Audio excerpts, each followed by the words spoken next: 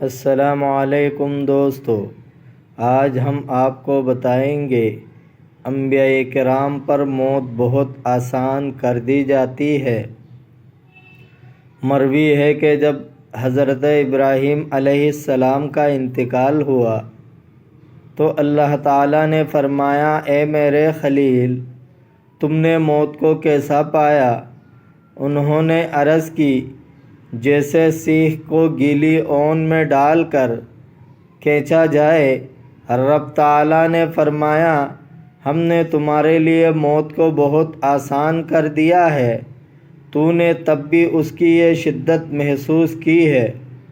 مروی ہے کہ حضرت موسیٰ علیہ السلام کی روح بارگاہ رب العزت میں حاضر ہوئی تو رب جلیل نے فرمایا، موسیٰ تم نے موت کو کیسا پایا؟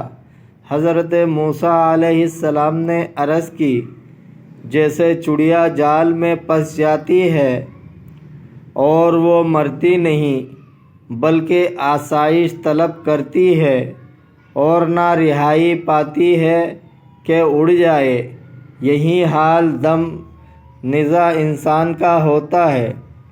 یہ بھی مروی ہے کہ انہوں نے کہا، میں نے ایسا درد محسوس کیا جیسے زندہ بکری کی قصاب کال اتار رہا ہو۔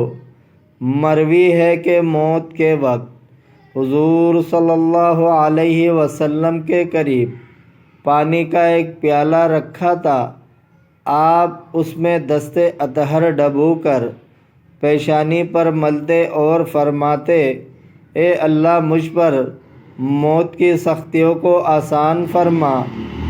اور حضرت خاتون جنت رضی اللہ تعالی عنہا کڑی رو رہی تھی، ہائے میرے ابا کی تکلیف، اور آپ صلی اللہ علیہ وسلم فرما رہے تھے کہ تیرے باپ پر آج کے بعد کوئی دکھ وارد نہیں ہوگا۔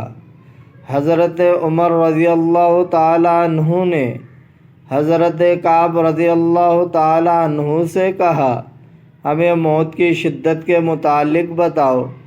حضرت کعب رضی اللہ تعالی عنہ نے کہا، امیر المؤمنین، موت ایسی ٹہنی کی طرح ہے جس میں بہت زیادہ کانٹے ہو اور وہ انسان کے جسم میں داخل ہو گئے ہو اور اس کے ہر کانٹے نے ہر رگ میں جگہ پکڑ لی ہو، پھر اسے ایک آدمی انتہائی سختی سے کھینچے تو کچھ باہر آ جائے اور باقی جسم میں باقی رہ جائے۔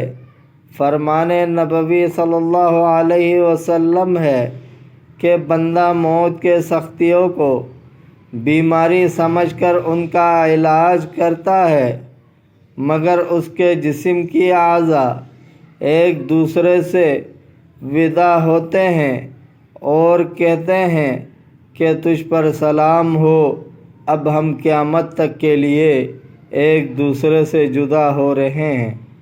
مذکورہ بالا احوال ان مقدس ہستیوں کے تھے جو اللہ تعالیٰ کے دوست اور محبوب ہیں۔